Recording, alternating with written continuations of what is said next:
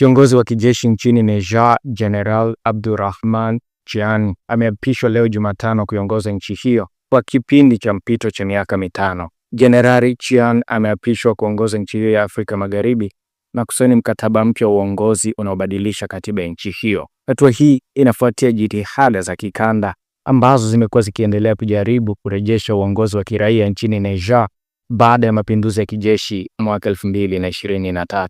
Mohamed Rufai, katibu mkuu wa serikali, amesema mkataba huo unaanza kutekelezwa leo Jumatano na umetokana na majadiliano ya kitaifa yaliyopendekeza Jenerali Chiani kuongoza kwa kipindi cha mpito cha miaka mitano. Akizungumza jijini Niamey, Rufai ameongeza kuwa kipindi hicho cha mpito kinatarajiwa kumalizika mwaka 2030 chini ya uongozi wa Chiani ambaye atakuwa ameongoza nchi hiyo kwa jumla ya miaka 7. Hapo awali, jeshi nchini Niger ilikuwa limeahidi kurejesha madaraka baada ya miaka mitatu baada ya kuchukua madaraka hayo mwaka 2023. Hata hivyo, kuongezwa kwa muda wa mpito kunafuata nyayo za mataifa mengine kama Mali, Guinea pamoja na Burkina Faso, mataifa ambayo pia yanaongozwa na wakuu wa majeshi.